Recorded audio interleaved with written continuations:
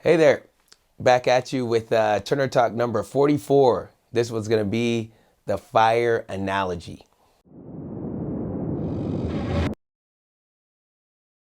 Really excited about this one. Actually got the idea about this one a while ago from one of the dads on my team. His name's Sean Fletcher. So Sean, this one's for you.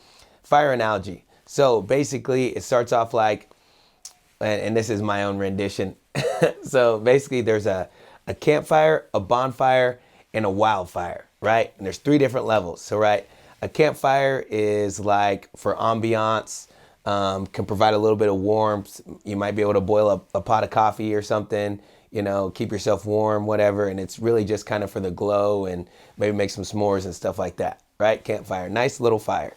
Okay, next level up would be a bonfire. Bonfire, it has a purpose, right? It's less about ambiance and just like, looking nice and sitting there. It's more for work. Like typically in the country, obviously they start bonfires, brush fires, and clear land with that and everything like that. So in a little campfire, you can't put too big of logs in there.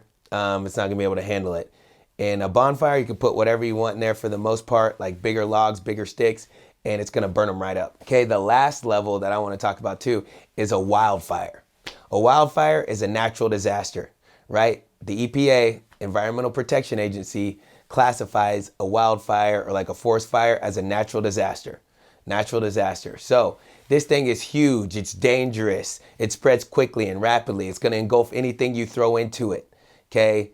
It can't be stopped. It's a force of nature that can't be stopped, right? So there's three different levels of fires, and these three different levels apply to humans and their interest level in certain things, or just kind of how they carry themselves, right? Some people are a campfire. They're not very hot. They don't burn very hot.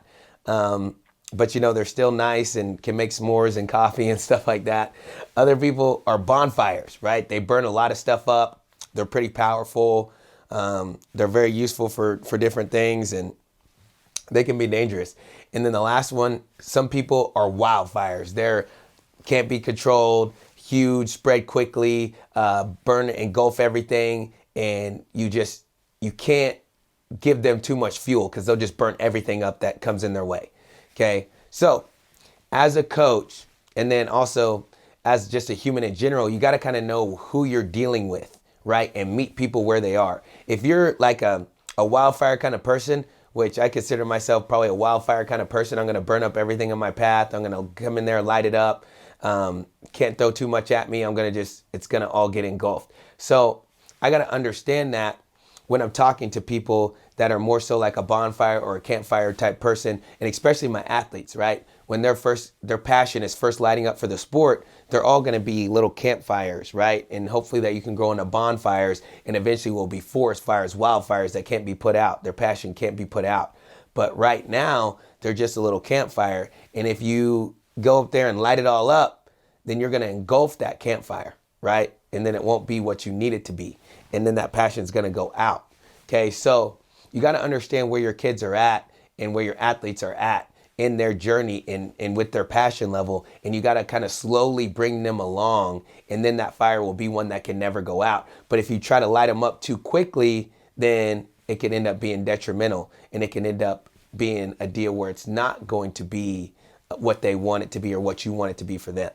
Okay, so that's basically it. Make sure you just meet people where they are. For instance, right now it's Christmas break practice. Got my Christmas being on. Merry Christmas, guys. Okay, Christmas break practice, and we're doing extra practices and things like that.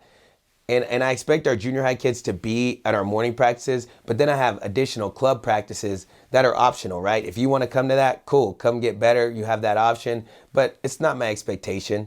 These kids are first, second year wrestlers. Like, they don't need to be training, upwards of 20 hours a week. Like, they're good to go. If they're coming to all these Christmas break practices, then they're good to go. They're right where they need to be.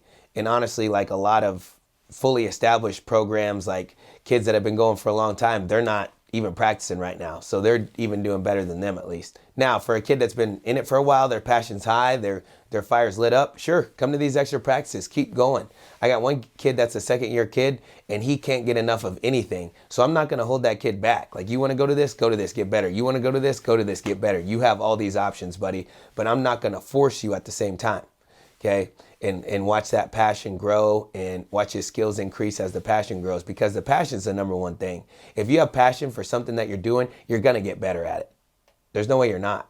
And that's the point of this, is to find things that you're passionate about, right? And so once again, back to the fire analogy, your passion could be a campfire, a bonfire, or a wildfire, and you want your passion to be lit up like a wildfire. So if it's something and you've been doing it for a little bit and it's something that you don't feel that passionate about, maybe you should find something else. It's okay. Find something that really lights you up and really makes you passionate, something that you would do every single day for free, right? And then if you're willing to do it for free and you have that much passion for it, I guarantee you can find a way to make money doing it too.